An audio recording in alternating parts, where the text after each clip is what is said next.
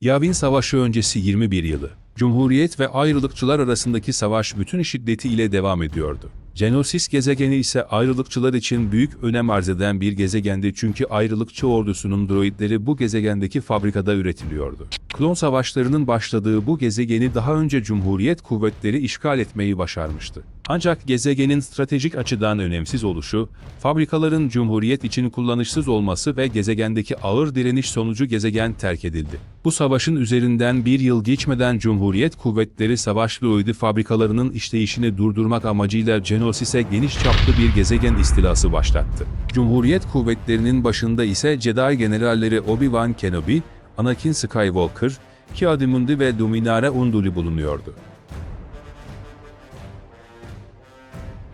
Cumhuriyet kuvvetlerinin gezegen yüzeyine inişlerini sağlamak için 3 adet bölgenin öncü kuvvetler tarafından ele geçirilmesi gerekiyordu. 3 adet bölgenin alınmasının ardından gezegeni koruyan saptırıcı kalkanların devre dışı bırakılması gerekmekteydi. Bu sayede Cumhuriyet kuvvetlerinin tamamı gezegen yüzeyine inebilecekti. Cumhuriyet kuvvetlerinin hava saldırıları ile başlayan işgal Jedi generallerinin buluşma noktasına doğru hareket etmeleri ile devam etti. Obi-Wan Kenobi liderliğinde 7. Gök Kolordusu buluşma noktasına doğru harekete geçti. Komutan Cody iniş noktasına başarılı bir şekilde inmesine rağmen General Kenobi'nin gemisi yolda vurularak düşürüldü. General Mundi liderliğindeki özel kuvvetler ekibi de buluşma noktasına doğru ilerlemeye başlamıştı ancak Geonosislilerin yoğun direnişi sonucu tanklarını randevu bölgesinden uzağa indirmeleri gerekti. Mundi'nin gemisi düşürüldü ve yaralandı.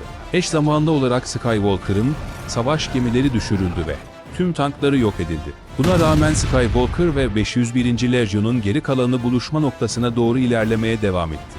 Mundi'nin güçleri Caltrop sahasından buluşma noktasına doğru ilerlerken Jet, hava desteği için Amiral Yularen ile temasa geçti.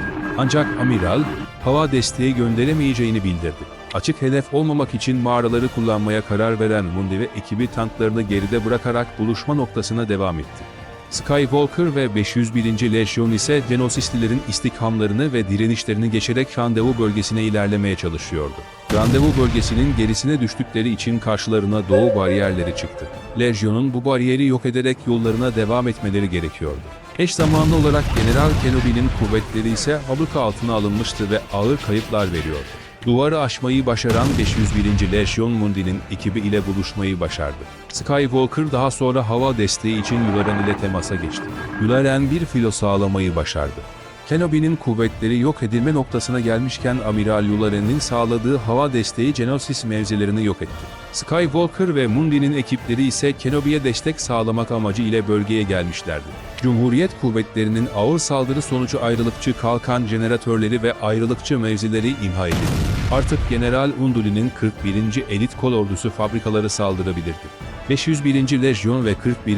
Elit Kolordusu birlikte hareket ederek fabrikalara doğru harekete geçti. Skywalker'ın planı önden bir saldırı yapmaktı ancak Unduli, yeraltı mezarlarını kullanarak fabrikaya sızmalarını ve fabrikayı içeriden havaya uçurmalarını önerdi. Bu öneri kabul edilmişti ve 2 Padawan bu görev için gönderildi. Ahsoka Tano ve Berisofi fabrikaya gizlice girerek fabrikayı içeriden imha etti. Fabrikanın yok edilmesinin ardından ayrılıkçı güçleri geri çekilmeye başladı. Cumhuriyet güçlerinin verdiği yüksek kayıplara rağmen Jedi generalleri Kenobi ve Unduli, gezegeni ayrılıkçılardan temizlemek için harekatlarına başladı. Öncelikli hedef ise ayrılıkçı liderlerinden biri olan Poggle'ı yakalamaktı.